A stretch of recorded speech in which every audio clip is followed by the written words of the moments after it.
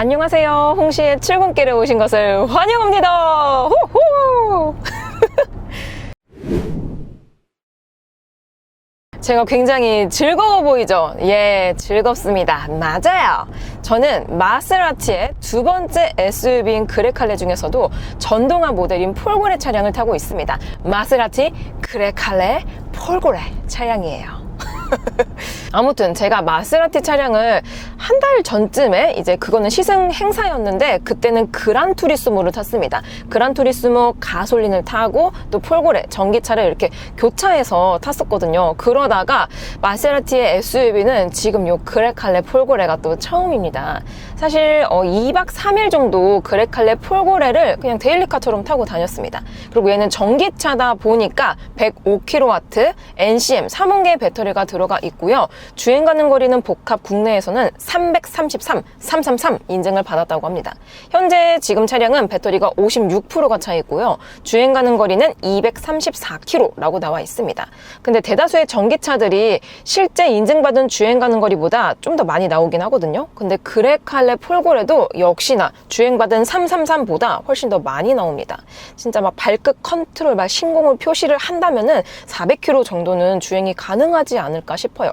그리고 추가적으로 배터리는 CATL4가 들어가 있습니다. 그래서 3일 동안 제가 요 그레칼레 폴고레를 3일 동안 타고 다니면서 어떤 점이 가장 마음이 들었냐면은 일단 요 3지창의 엠블럼빨은 일단은 제외할게요. 요 수입차 네임밸류를 제외한다면은 일단 승차감이 있지 않을까 싶습니다.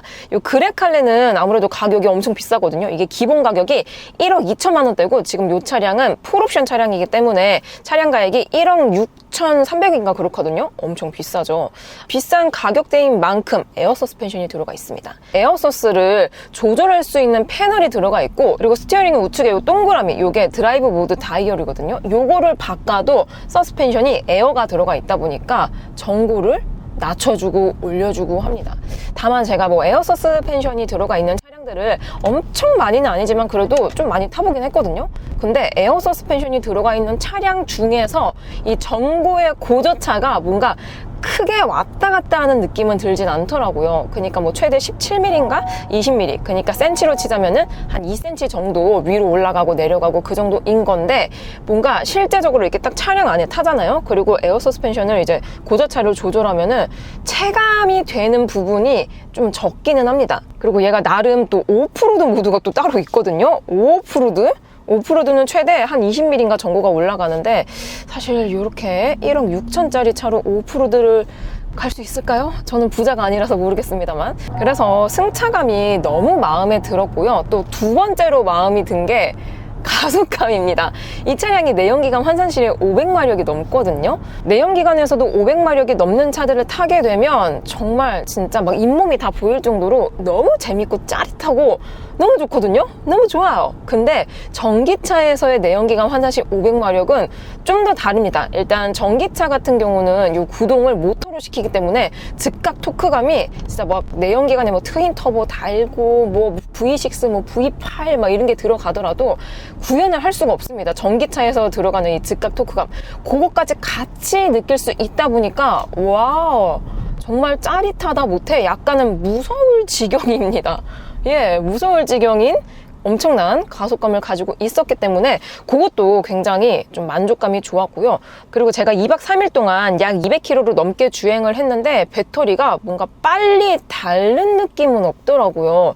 저는 아쉽게도 거주지에 전기차 충전기가 없어서 만약에 전기차를 구매를 한다면 그냥 딴 데 가서 이제 충전을 하고 와야 되거든요. 그래서 아무래도 좀 배터리가 빨리 닳는다거나 아니면 주행 가는 거리가 짧은 차량들은 그렇게 뭐 긍정적으로 느껴지지가 않더라고요. 내 시간을 계속 써야 되니까. 아무튼 이 그레칼레는 생각보다 배터리가 닳는 속도도 빠르지가 않았던 것 같습니다. 그래서 그 세 가지가 좀 만족스러웠던 것 같아요. 그리고 이 차가 지금 공차 중량이 2.5톤이 넘습니다. 총 중량은 거의 3톤에 육박하거든요. 진짜 무겁죠, 차가.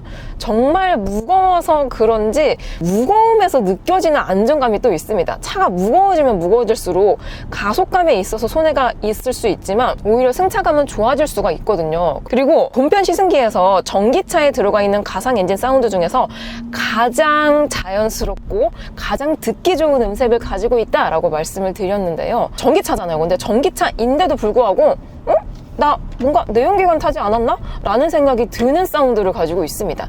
이게 저속에서는 아쉽게도 가상 엔진 사운드가 거의 안 들리는데 이제 엑셀레이터를 깊게 밟았을 때 있잖아요. 고속으로 주행할 때. 그럴 때 진짜 미칩니다. 얘 엔진 있는 것 같아. 이런 생각이 든다니까요. 물론 엔진은 없습니다. 그래서 제가 그레칼레 폴고레 본편 시승기에서 포르쉐의 마칸 일렉트릭하고 비교를 많이 했거든요. 왜냐하면 세그먼트도 동일하고 뭐 출력 면에서도 거의 동일하고 배터리 용량부터 해가지고 비슷한 점이 많거든요. 근데 마침 바로 제 차 뒤에 마칸 일렉트릭이 있습니다. 저 차 진짜 귀하거든요. 심지어 출고를 시작한 지 얼마 안 된 차량이기 때문에 도로에서 오늘 처음 봤어요. 처음 봤습니다. 마칸 일렉트릭. 아무튼 저는 마칸 일렉트릭도 타보고 또 이제 지금 제가 타고 있는 그레칼레 폴고레도 타봤는데 만약에 같은 돈으로 포르쉐 마칸 일렉트릭 살래? 아니면 지금 제가 타고 있는 마세라티 그레칼레 폴고레를 살래? 라고 물어본다면은 솔직히 말하면은 저는 같은 돈이면은 그러니까 감가 이런 거 제외할게요. 감가라면은 무조건 포르쉐를 뽑아야 되니까 저는 개인적으로 마세라티 그레칼레 폴고레가 조금 더 마음에 듭니다. 왜냐면은 성능 면에서도 그렇고 승차감 면에서도 그렇고 의외로 마세라티 브랜드가 이제 과거 막 르반떼라든지 아니면은 뭐 기블리 그 시절보다 완성도가 조금 더 좋아졌다는 느낌이 들거든요. 근데 반면에 요즘 포르쉐는 전동화로 전환이 되면서 기존의 포르쉐가 가지고 있었던 짜릿한 주행 감각이라든지 뭔가 포르쉐만의 색채감이 옅어졌다고 생각이 들었습니다. 그래서 어차피 동일한 전기차에 크기도 거의 비슷하고 주행하는 거리도 비슷하고 금액도 비슷하다면은 저는 완성도가 조금 더 높은 그레칼레 폴고레가 더 좋다라는 생각이 들었습니다. 근데 감가를 생각하면 또 포르쉐 그래서 승차감만 비교를 하면은 포르쉐에 제가 카이엔과 비교를 진짜 많이 했거든요. 카이엔은 준대형 SUV고 차체도 이 그레칼레보다 훨씬 큽니다. 훨씬 크고 가격도 아니야, 가격은 이게 전기차라서 조금 더 비싸다. 아무튼 간에 가격대도 비슷하긴 한데 걔는 내연기관이고 요거는 전기차다 보니까 또 포지션이 다르잖아요. 아무튼 간 승차감만 봤을 때에는 진짜 카이엔과 비교를 해도 밀리지 않을 정도의 하체 감각을 그레칼레 폴고레가 가지고 있습니다. 근데 조금 아쉬워요. 제가 이렇게 도로를 다니면서 마세라티 그레칼레를 본 적이 딱 2번 있습니다. 시승차가 아닌 그냥 개인 구매 고객의 차를 도로에서 딱 2번 본 적이 있거든요. 그만큼 희귀한 차종이기도 하고 그만큼 많이 안 팔린다는 소리가 될 수도 있는데 생각보다 그레칼레의 완성도가 정말 좋습니다. 정말 좋아요. 뭔가 저평가된 차량 중에서 하나이지 않을까 싶더라고요. 아무튼 실제로 타보면은 만족도가 상당합니다. 근데 지금 터널 아니잖아요. 요 그레칼레는 앰비언트 라이트가 들어가 있긴 하거든요. 요 도어 트림 안쪽에도 은은하게 간접등으로 나오고 센터에도 나오기는 하는데 아쉽게도 컬러 선택권이 좀 많이 없더라고요. 이렇게 앰비언트 라이트를 공조 시스템 있는 곳에서 조절을 할 수가 있는데 그냥 따뜻하게 보통 차갑게 끄기 이렇게밖에 없습니다. 이게 라이트가 좀 백색 등이냐 아니면은 간접등처럼 약간 노란색 등이냐 그거 차이이고 막 보라색, 빨간색, 노란색, 초록색 이런 거는 할 수가 없더라고요.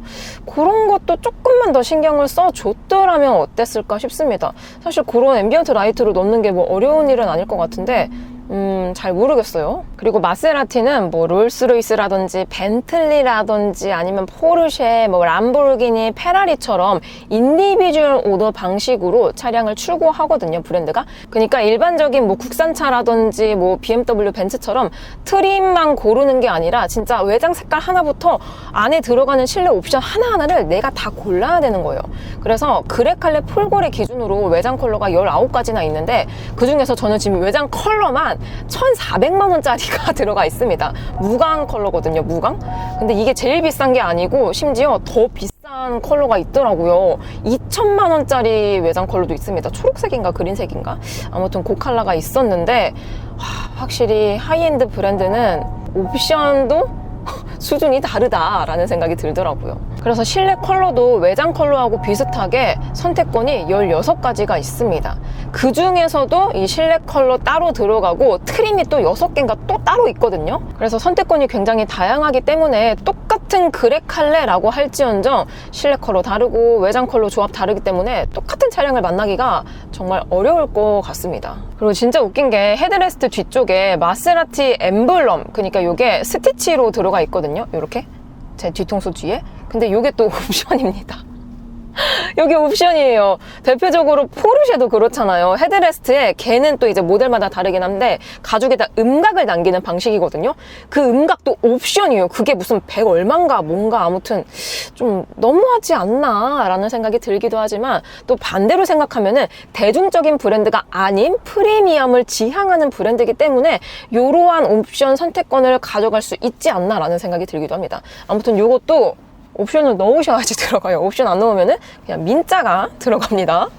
그래서 제가 마세라티를 포르쉐와 상당히 많이 비교를 했는데 또 어떻게 보면 옵션 수준이 포르쉐와 비교한다면은 나름 또 약간 해자스러운 느낌이 있기도 합니다. 포르쉐도 뭐 차종마다 다르긴 하지만 진짜 막 옵션 아예 안 넣으면은 컵홀더가 없는 경우도 있거든요. 근데 얘는 그래도 컵홀더는 기본으로 줘요. 그리고 수납 공간도 은근히 넉넉합니다. 이 콘솔 박스도 은근히 넉넉하고 앞쪽에 무선 충전 패드도 이게 핸드폰 하나만 들어가는 공간이 아니라 조금 더 무언가를 넣을 수가 있습니다.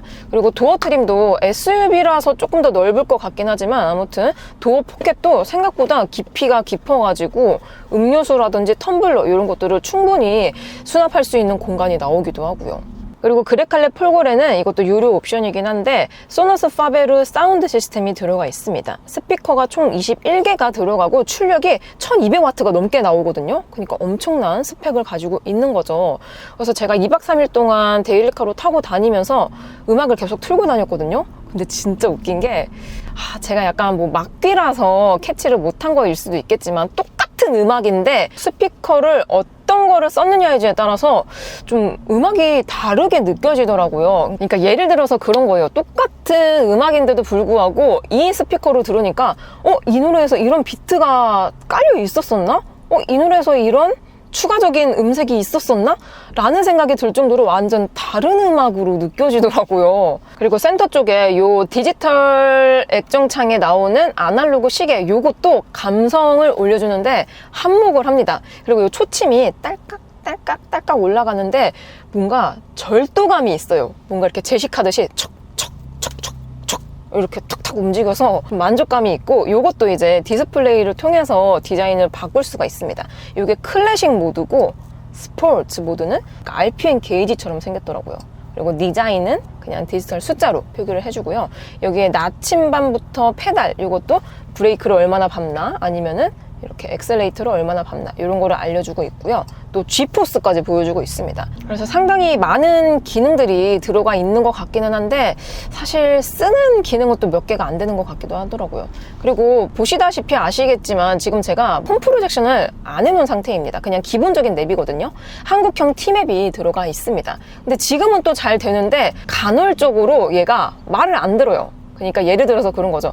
분명히 뭐 직진하라고 했는데 다시 내비를 보니까 막 지 혼자 딴 데 가 있고 막 갑자기 멈춰 있고 막 좀 약간 기분 타는 것 같아요. 기분 안 좋은 날이 있고 기분 좋은 날이 있는 내비인 것 같습니다. 그리고 그레칼레가 원래 가솔린 버전이 먼저 나왔거든요. 가솔린 버전은 제가 다음 달에 시승을 해볼 예정인데 아무튼 그레칼레 가솔린도 그냥 일반적인 데일리카 같아 보이지만 의외로 고성능 차량입니다. 그 차량도 출력이 만만치가 않거든요. 그래서 이렇게 패들 시프트가 얘는 이게 전기차라서 이렇게 크게까지 안 들어가도 될 것 같긴 한데 아무튼 디자인을 공유를 많이 합니다. 그래서 엄청나게 큰 패들 시프트가 들어가 있는데 요게 체결감이 미쳐버렸어요. 얘는 이제 전기차다 보니까 요걸 눌렀을 때 회생제동을 조절할 수 있는 건데 한번 사운드 들어보세요. 이게 체결되었을 때 촉감과 감각, 사운드 이런 것까지 다 계산을 해서 만들었다는 느낌이 듭니다.